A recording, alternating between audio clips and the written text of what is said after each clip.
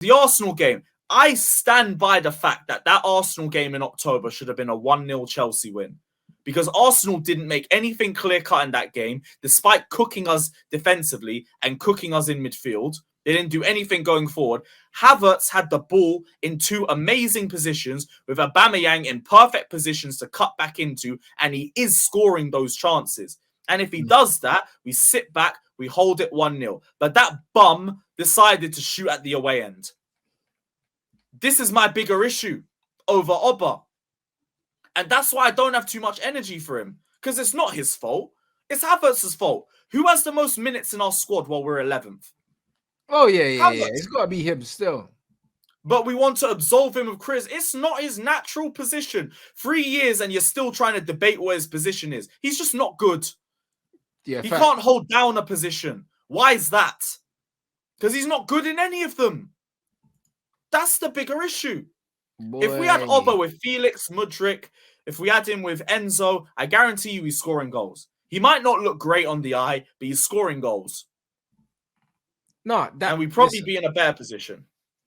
No, you know what? You could well be. Yeah, CSGO, it is personal. It is personal. I have to watch him hold my club back every week. It is personal. No, listen, like you might be right still. You might be right. The thing is, I just feel like the game has evolved past strikers like Aubameyang now. So I just think if he was playing, he wouldn't be doing nothing at your club anyway. However, I don't think it's right that people use him as a scapegoat or put him down as the reason why you're not doing XYZ when really it's not that, broski. Do you know what I'm saying? I get what you're saying with that sort of striker, because we had that with Lukaku too last season. But he suffered the same thing. Even to a point, Timo Werner, because he had chances to, and he was just a shocking finisher. But Lukaku would have the same problems where he would make runs in the midfield and it would just be ignored because Jorginho would want to take extra touches, or Kante would, or Havertz would, or Mount would. And he just get ignored all the time. I get it. You need more from your number 9 in today's game. I completely agree with you. But with what we had, it was enough that we'd have more goals than what we're doing now. Creativity is as big of an issue for us as finishing is. We've only just started to address it, and now we won't play a number 9 up top to try and feed off it. We're just going to play Havertz because we're more fluid. What a goal. What a goal that is. No, you're right, bruv. Listen, I can't argue. Like someone said in the chat, I feel like this was me talking about Bruno Fernandes, yeah, when you were talking about Kai Havertz. It's like, bro, like at the moment, I'm seeing my manager move him around from position to position to position to position. Can't hold down a position, not playing well anywhere. Do you know what I mean? But the difference is, because Bruno's done shit before, he'll get away with it, blood. He'll get away with it, unfortunately. Yep. So it's just going to be one of them as well. That's it. Sounds very familiar. Bruv, it's the GA thing, bro. The GA thing saving his life, innit? And I don't know, it's a shit situation to be in right now because I want him out of my club, but I feel like the people at the club, for some reason, are keeping the spread there.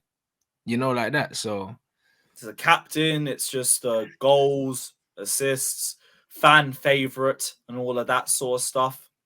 It's easy to see why they would, but it's also easy to see what the problem is whenever he's actually playing on the football pitch. That brother ain't it, man. It's like one moment of magic, and then that's about it, if you even get that in a game.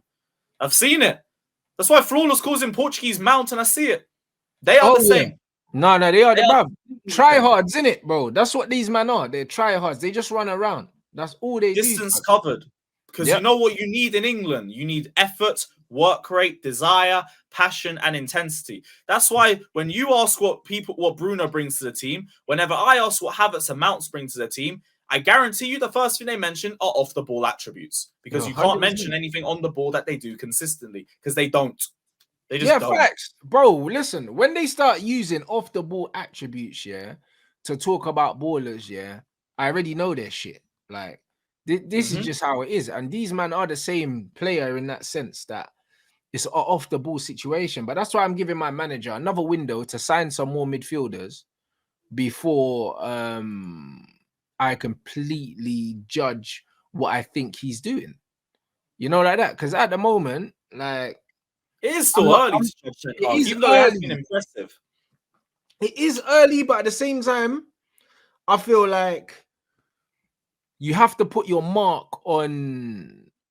You have to put your mark on the team in terms of, like, if I'm a manager and I'm a ball playing manager, Bruno's not playing, regardless of whatever. Like, cool, like we're getting results and that, but just the way I like seeing football played, I can't have this guy in my team.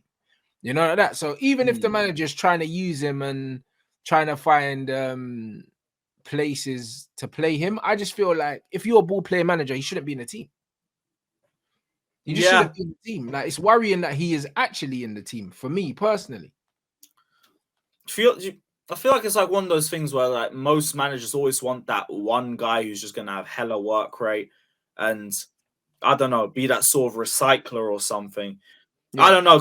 I see you man's issue with Bruno, and I guess if he can move him on in the summer, it'll be better off for you guys. But we're not gonna sell him though. He's one of them players where, like, they're trying to, you know what the club are doing? The club are trying to make Bruno look like he's more popular than he is because he's a fan favorite. But he sounds so much like Havertz. It's not even. You know funny. what I'm saying? He's a fan favorite, but he shouldn't be a fan favorite because he's not good. But the problem is, and the reason why, you know, when people talk about our fans and Mama saying our Todd Bowie listens to the fans, bro, don't listen to the fans. The fact that Bruno is a fan favorite, tells me that my fans don't know shit about football. So why would I listen to sporting opinions from these people when they're clearly moronic?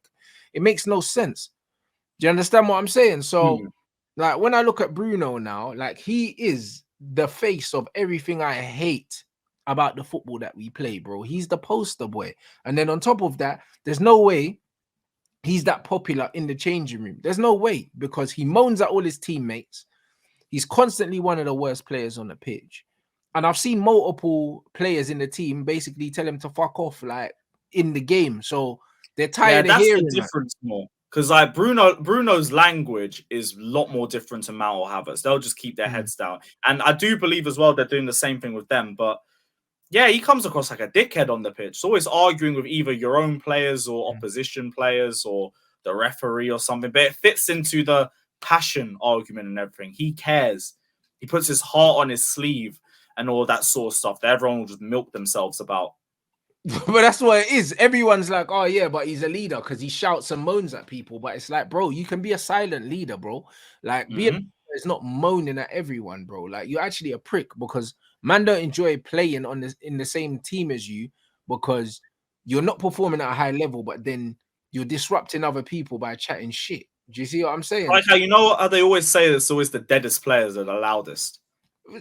For some reason, do you know what I mean, bro? The most noise comes from the cheapest seats, blood. That's what they always say, innit?